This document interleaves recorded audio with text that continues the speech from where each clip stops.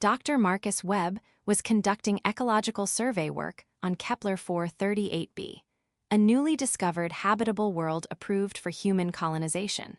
His job was spending weeks alone in uncharted wilderness, cataloging flora and fauna, taking soil samples, mapping terrain, solitary scientific work that came before actual settlement. Marcus preferred it this way. After years in crowded research institutions where every discovery was politicized, the isolation of survey work was peaceful. Just him, the alien forest, and data collection. Kepler 438b was classified as uninhabited.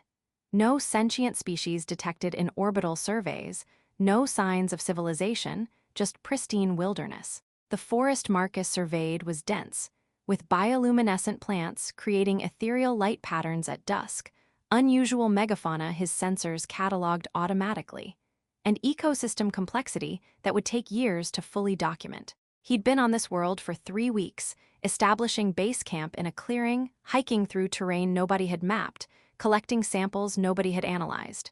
Then he started noticing signs that he wasn't alone.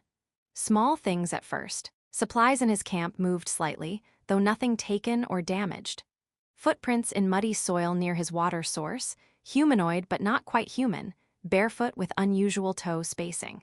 The feeling of being watched when deep in the forest, though his sensors detected nothing. Marcus's first assumption was equipment malfunction, but the signs accumulated too consistently to be imagination or technical error. Someone or something was in this forest with him, and whatever it was had been watching him for days without revealing itself. Marcus started taking precautions without quite admitting worry.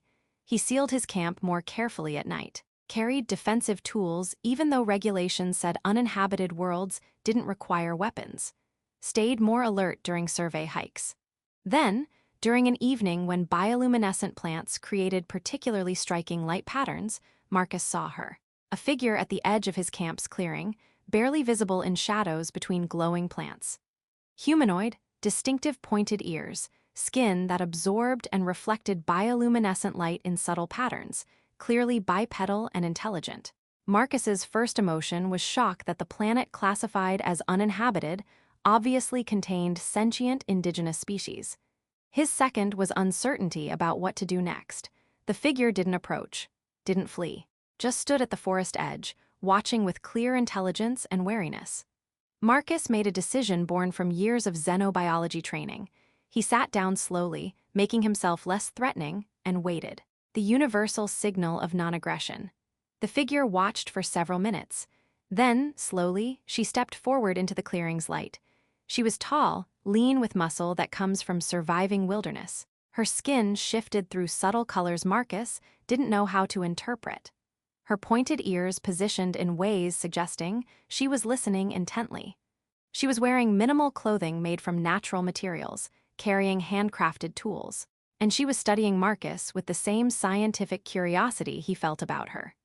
Marcus slowly raised his hands, palms forward, hoping to communicate peaceful intent across any cultural divide. The woman tilted her head, ears shifting, skin flickering through colors.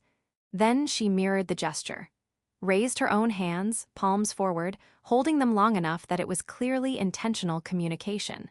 Over following days, they developed careful, gradual communication between two beings who didn't share language or cultural context. Marcus learned her name was Kira, or at least, his phonetic approximation of sounds she made when indicating herself. They communicated through gestures, drawings in dirt, careful observation of reactions.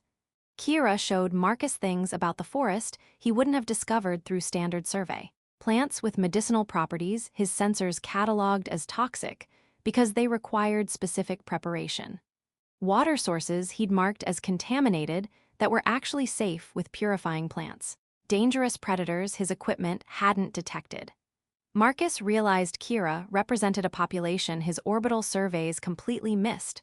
Small, dispersed communities living in forest canopy where sensors wouldn't detect them. She wasn't alone. She was one of a people who lived so integrated with the forest that human technology classified them as fauna rather than sentient inhabitants. The ethical implications hit hard. His government had approved colonization of an actually inhabited world. His survey work was preparation for an invasion his people didn't recognize as such. Kira seemed to be figuring out similar realizations. That Marcus represented a threat to her people's way of life, even if he personally meant no harm. Marcus tried to communicate the urgency. More are coming. Humans, many of them. They think this world is empty. They'll change everything. His gestures were clumsy, his drawings inadequate.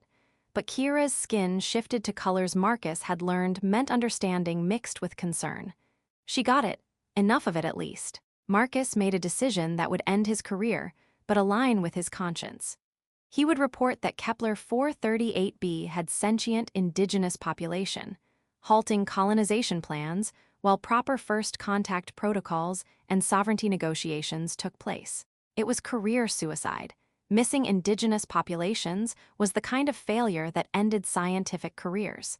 But Marcus couldn't proceed knowing he was facilitating what amounted to invasion. Kira made her own decision. She would trust this strange being who'd shown up in her forest, who she'd been watching for weeks determining if he was dangerous. The trust wasn't complete, she remained wary. But she was willing to risk showing him more, letting him document her people's existence. Over following weeks, Marcus documented what he should have discovered initially. Dispersed communities living in harmony with forest, sophisticated ecosystem knowledge, cultural traditions proving sentience by any coalition definition. Kira guided him, introduced him to others of her people who were understandably suspicious, but willing to be documented once they understood it might protect their world. When Marcus transmitted corrected survey data, the response was immediate. Colonization plans halted. First contact protocols initiated. Marcus recalled for inquiry. Most significantly, coalition negotiators arrived to establish diplomatic contact with Kira's people, the Silvani, and discuss whether any human presence was acceptable.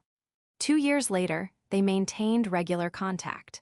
Marcus worked as liaison between coalition and Silvani. His career survived because halting colonization before causing harm was viewed as ethically correct response. Kira served as one of her people's representatives in negotiations about limited scientific and cultural exchange without compromising sovereignty. When reporters asked about the moment he realized he wasn't alone, Marcus gave his honest answer. I was conducting survey on what I'd been told was uninhabited world. I started noticing signs of being watched. Then Kira stepped from the shadows, and I realized my survey had catastrophically failed to detect an entire sentient species. That failure could have resulted in invasion. Instead, I reported the truth, halted colonization, and initiated proper first contact. Kira's people deserve sovereignty over their own world. Kira said, I watched the strange being for days, determining if he was threat. When I revealed myself, we began communication across barriers. He realized his people had classified my world as uninhabited when it's our home. He chose to report that truth despite personal cost, stopping invasion before it began. That choice, to prioritize accurate understanding over convenient assumption, transformed him from potential threat into ally. Because they'd learned that isolation can hide threats until too late, or reveal unexpected allies when fear gives way to trust. That assuming worlds are empty because surveys don't detect familiar markers leads to catastrophic oversights. And that sometimes the most important discoveries come not from instruments, but from recognizing sentience your assumptions made invisible. Marcus had thought he was alone conducting routine survey.